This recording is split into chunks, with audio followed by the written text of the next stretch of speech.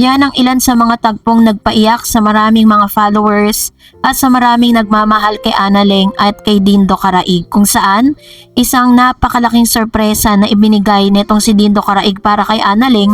If you remember, nangako siya na magbigay ng 50,000 pesos worth ng mga kagamitan at pangangailangan ng anak nito. So natuwa tayo dun sa isang pangakong binitawan ni Dindo Caraig ay tinupad niya po ito. Kitang-kita nga sa mga mata ni Kuya Jovan, ni Analing at ni Sherwina yung kaligayahan na makita nila na masaya nga si Analing sa mga nagaganap at nangyayari sa kanyang buhay.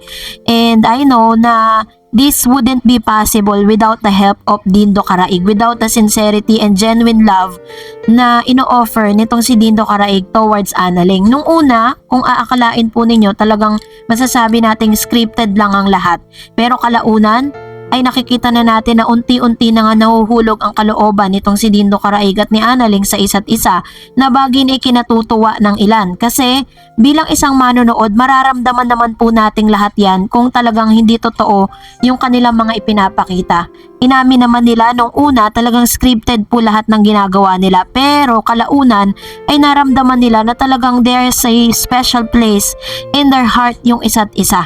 So habang pinapanood ko po itong bidyong ito ay hindi ko po mapigilang maluha bilang isang ina. Dahil wala pong pinakapangarap ang isang ina kundi mapasaya at maprovide, mapaligaya ang kanyang anak. So sa kalagayang ito nakita ko kay Analing sa mga mata niya kung gaano niya kamahal at kung gaano niya po kamiss yung kanyang anak. Dahil alam naman natin yung kanilang sitwasyon na magkakaroon kasi ng talagang malaking gulo kapag po pinilit ni Analing na kunin yung kanyang anak. So minabuti nila na habang nagtatrabaho si Analing ay inaalagaan nito ng magulang ng kanyang ex-partner na si XB. So nakita natin ang yakap ng isang ina, ang luha ng isang ina na talagang kung nandyan lang si Dindo Caraig, makikita po ninyo na maaaring umiiyak na din siya sa ngayon dahil nakikita niya na sobrang at nag-uumapaw yung kaligayahan na nadaramang nga ni Analing habang niyayakap at niyayapos ang kanyang miss na anak.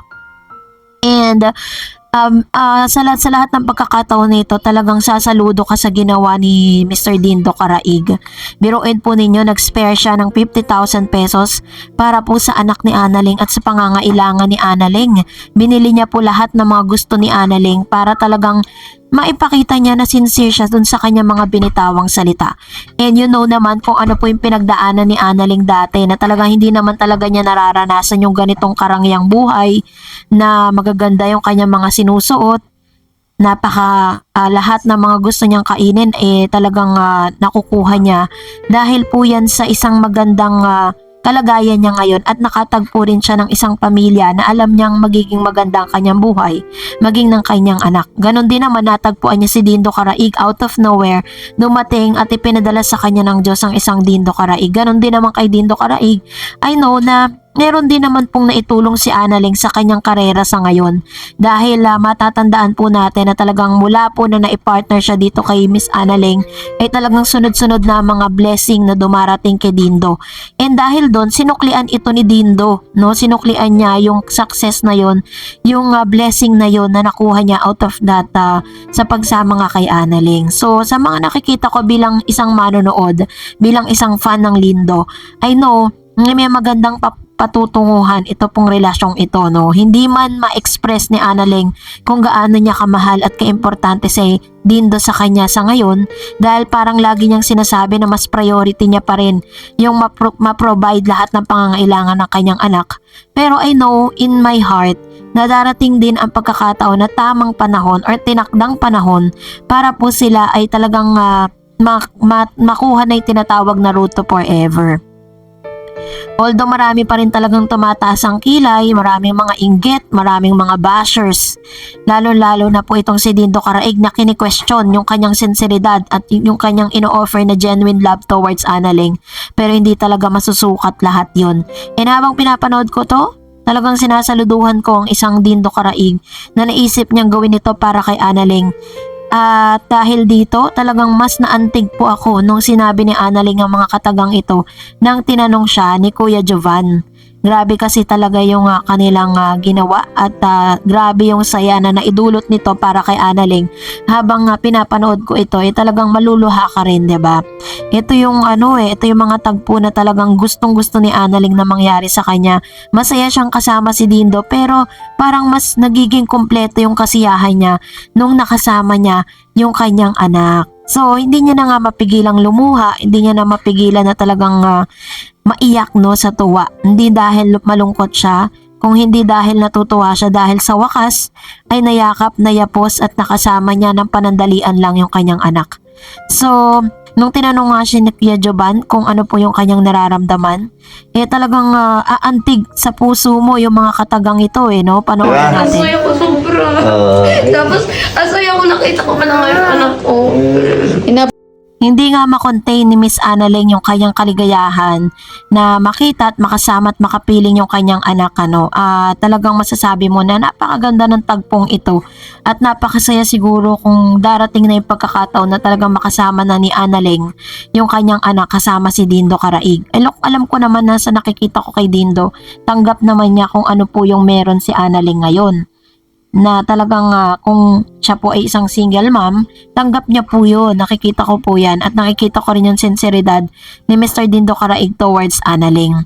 So, sa lahat po ng mga bashers ni Dindo, panoorin niyo po yung mga videos na ito, yung mga tagpong ito, kung paano po yung sacrifices na ginagawa ni Dindo para lang mapasaya ang isang Analing. At naniniwala po ako na importante sa yung isang tao kapag mahalaga sa iyo na pasayahin siya.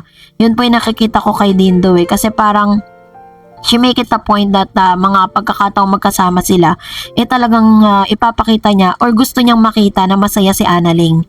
At sa pamamagitan nga ng kanyang ginawa talagang sobra-sobra yung kaligayaang ibinigay nito kay Analing. Nakita ko rin naman sa mga mata ni Analing kung gaano rin siya kasaya habang kasama si Dindo Caraig, no? And I'm wishing na sana nga yung pangako na sinabi nga ni Dindo na gusto niya magkaroon na po ng tinatawag na wedding proposal. Pero parang sa ngayon, napakabata pa ni Analing. Bo, matapang. Saan? Tulog na tayo. Tulog lang ba? Gigising, siyempre gising pa.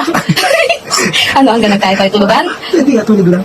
Tulog lang at gising. Yeah. Walang iba. Yeah. Sa sunod na yung iba. Bakit? Gusto ko bago matulog. No naman. Joke lang pala Tulog na kami guys. Good night. Love you mga guys. Well, kung nagustuhan mo ang video na ito, huwag mo kalimutang mag-like, mag-share, at mag-subscribe at i-follow mo na rin ang aking Facebook page, Dareds TV. And also, I have my TikTok account which is Dareds TV. Pwede nyo rin po akong i-follow doon. Thank you for watching guys. God bless everyone.